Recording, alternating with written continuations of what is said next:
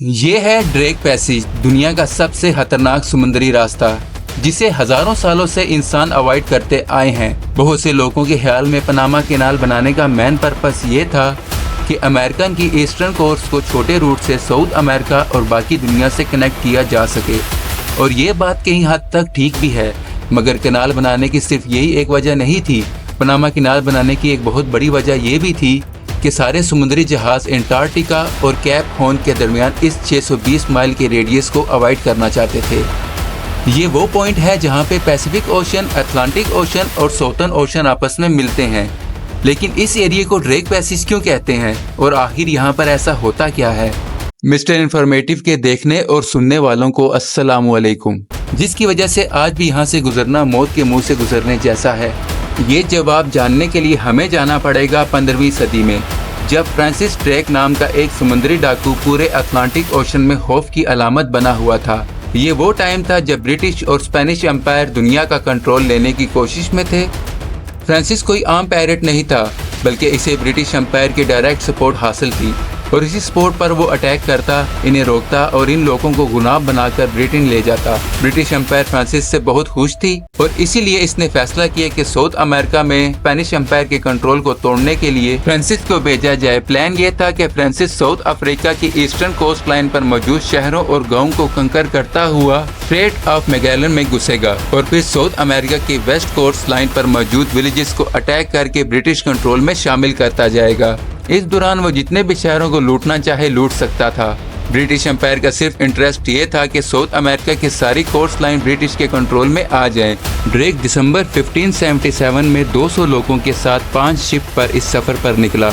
अप्रैल में वो अर्जेंटीना तक पहुंचा ही था, जहां इसके लोगों ने इस पर घात लगाकर हमला किया और ड्रेक ने अर्जेंटीना में अपने 40 के करीब साथियों को मौत के घाट उतार दिया और अपने 2 जहाज वही छोड़कर बाकी 3 जहाज पर अपने सफर को जारी रखा। ये स्टेट क्रॉस करके वो पैसिफिक ओशन पहुंचा, पर वहां जबरदस्त तूफान आ गया और ये 3 शिप्स एक दूसरे से अलग हो गई।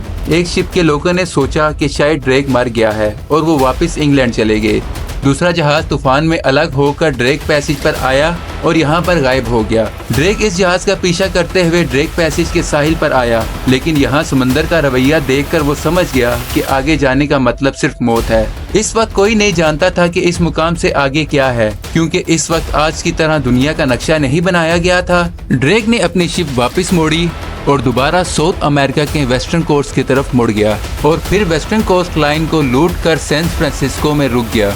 वो दोबारा ब्रिटिश वापस नहीं जा सका, क्योंकि इसे डर था कि अगर वो वापस जाते हुए गलती से इस इलाके में फंस गया तो शायद वो जिंदा ना रह सके।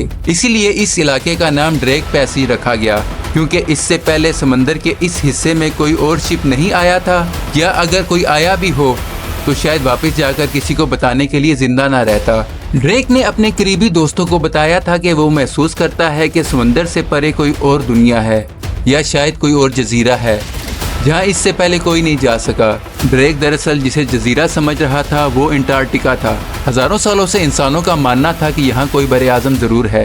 कदीम यूनानियों ने इसे टेरा ऑस्ट्रेलियस इनकॉग्निटा कहा, यानी नामालूम जनूबी सरजमीन। ये वो कॉन्टिनेंट था जिसे आज से पहले किसी ने भी अपनी आंखों से नहीं देखा था। 17वीं सेंचुरी में ब्रिटिश एक्सप्लोरर कैप्टन कुक इसी सॉर्दर्न कॉन्टिनेंट की तलाश में निकला। वो ये सारा अटलांटिक ओशन क्रॉस करके साउथ ओशन में घुस गया, लेकिन फिर भी वो अंटार्कटिका को ना देख सका और वापसी के दौरान इसकी शिप ड्रेक पैसेज में फंस गई और वो बड़ी मुश्किल से वहां से निकलने में कामयाब हुआ। कैप्टन कुक कभी भी इस समंदर में वापस नहीं गया। हालांकि वो कैप्टन कुक था जो इस वक्त का सबसे बड़ा एक्सप्लोरर समझा जाता था। ये वही कैप्टन कुक है जिसने न्यूजीलैंड को डिस्कवर किया था। कैप्टन कुक ने अपनी जर्नी में लिखा था कि इस साउथ कॉन्टिनेंट को डिस्कवर करने का खतरा इतना ज्यादा है कि शायद ही कोई इंसान यहाँ तक आए जहाँ तक मैं आया हूँ। अब आपके माइंड में ये क्वेश्चन होगा कि ड्रेक पैसेज इतना खतरनाक क्यों है? दुनिया में और भी जगह पर ऐसी जगह हैं जहाँ पे 2 समंदर आपस में मिलते हैं। दर हकीकत ड्रेक पैसेज वो पॉइंट है जहाँ पे अंटार्कटिका के ठंडे, पैसिफिक ओशन और अटलांटिक ओशन के गर्म पानी आपस में मिलते हैं और इस मिलाप के नतीजे में पानी का बहाव 200 मिलियन क्यूबिक यार्ड्स पर सेकंड हो जाता है। ये बहाव कितना है, आइए इस मिसाल से समझते हैं।